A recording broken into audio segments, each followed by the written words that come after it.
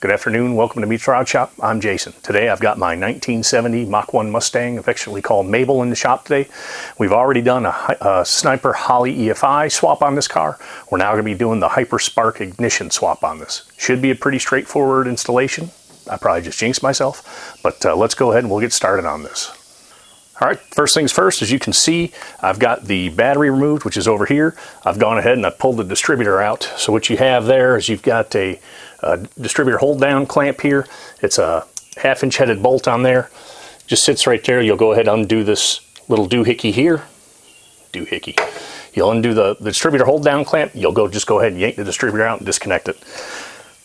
All right, so next thing you need to do is you need to bump the engine over to the compression stroke on the number one cylinder.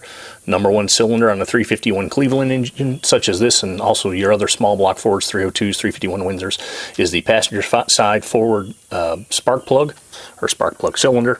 And then what you'll see on the dampener here, you'll see it says 0 top dead center. I've got that set up on the timing pointer. So how I figured out it was the compression stroke is I pulled the spark plug out, just used the old thumb digit here, stuck it over the hole, and I bumped the engine over until I felt air blowing out of the cylinder, which then is when I turned the engine over by hand off the breaker bar on the front of the crank pulley, and I turned it over to where the 0 was lined up with the timing starter there, or with the timing pointer. Now what I need to do is go ahead and get the distributor and drop it in the hole. All right, so I've got the Hyperspark distributor. I have the plastic cap. What you're gonna do is you're gonna go ahead and place this over. There's 2 pins that align the cap right here. So you'll see there's 2 indentations in this clear cap. You'll go ahead and you'll place the timing pointer into the correct pocket on the cap here. Then you'll just take the distributor, and what you want to do is you want to turn that timing pointer to where it's pointing at the number one cylinder. One thing to make sure before you put your distributor in, use the gear lube that comes with it. This is kind of like a startup lube for your engine or whatever, but go ahead and soak your distributor gear, coat it in this. It'll help on initial breakup, and smear it all over so it drips all over your floor too. All right, as you can see, is I've got the distributor dropped down in the hole. It's sitting flush, it's lined up. What I'm going to do to verify that it is lined up is I'm going to place that plastic cap back over and turn the distributor to where it drops in properly. So take that plastic cap, should line up on the timing pointer, and then turn the distributor just like that. There you go. So as you see, that's now lined up. I'm then going to go ahead, I'm then going to take my distributor hold down, and I'm going to finger tight it down on there. Make sure you've got the O-ring. I guess I should have told you that prior to, but there's an O-ring that goes on at the base of the distributor. Make sure you have that in, otherwise you'll be slinging oil out everywhere. All right, so there's that. Now we got to do the wiring. All right, now that I've got the distributor down, I've got that plastic cap where it sits down and it's phased my distributor properly. I'm gonna go ahead, I'm gonna take my distributor wrench and I'm gonna tighten down that distributor. I just snugged it for now. I'm not gonna hork it down or nothing like that. Next, what we gotta do is we gotta talk a little bit about wiring, and then we gotta check the actual timing to see where the base is set. All right, now that we've got the distributor drop down, you can go ahead, you take that clear cap off, you can set your distributor cap on there and hook it up. Now we need to mount the ignition box, which I've already done. On this 70 Mach 1, I'll take you in here, I'll show you where I mounted it, but I mounted it on the driver's side lower fender well, right below the coil. I put the Hyperspark coil right up above it and make the connections.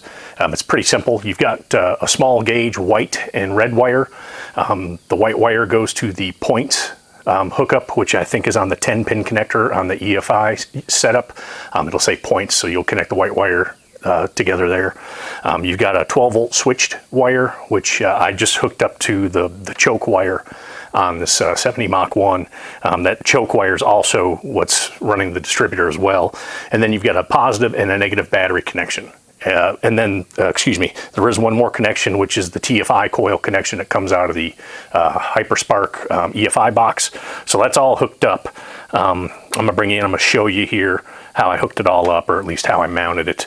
And then what you need to do is you need to go into the handheld and go through some steps in there, which I'll walk you through on that. All right, it's kind of hard to see, but here's your Hyperspark ignition box. There's your Hyperspark coil. It's the TFI connection that comes right out of the Hyperspark box below it. Then you've got the main wire harness here.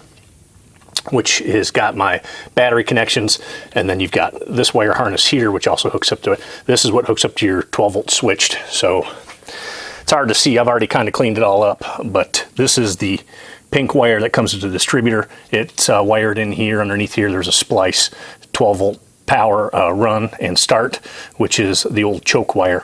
That's hooked up to both the ignition box and the distributor, and then I just ran my wires over here for positive and negative. So it's all hooked up. Now what we're going to do is we're going to check the timing.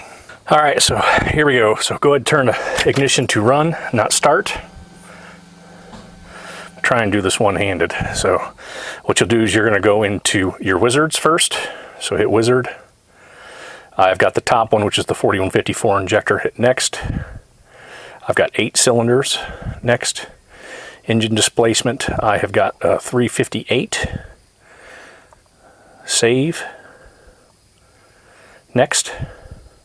Target idle speed, I want 750. Probably have to bump that up to,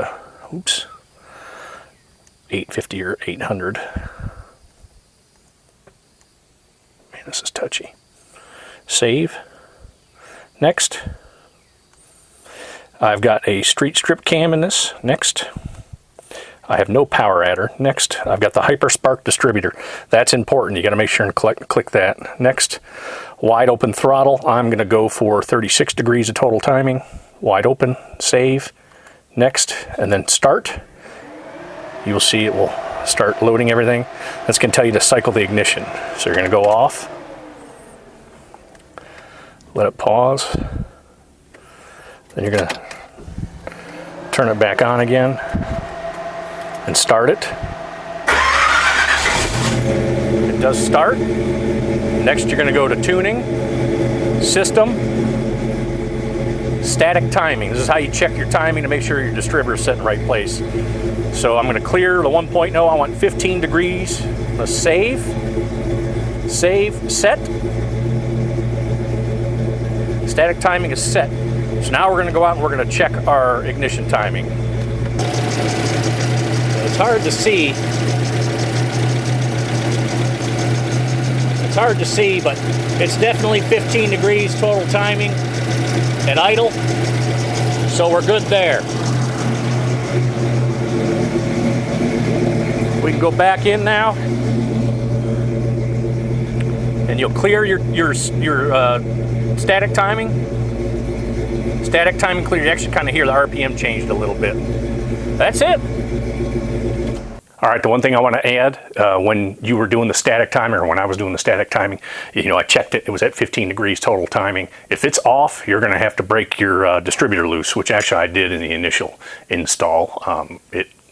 I forgot to press record, so you didn't get to see it recording, but I actually had to change my distributor. It was off probably 3 or 4 degrees. It wasn't that big of a deal, but just go ahead and you'll break that little hold down tool loose, and you'll turn your distributor either way to retard or advance to where it's sitting right at 15 degrees. So, but it's good to go. It's locked in now, but I just wanted to add that little bit of information there. All right, well, that's it. So that's really, it was a simple install. Wasn't a whole lot to it. Just hooking up some wires, stabbing the distributor. So now all I gotta do is go out and drive it, close everything up. I'm hoping that this distributor will clear my shaker hood base. We'll see. I guess that'll be another write-up if it doesn't. But that's it. I'm gonna go ahead, I'm gonna close everything up. I'm gonna take this thing out, wheel it, and see how it works. Hopefully it'll clean up a little bit of the problems I was having. It seemed like I had a light miss under a light load coming off idle.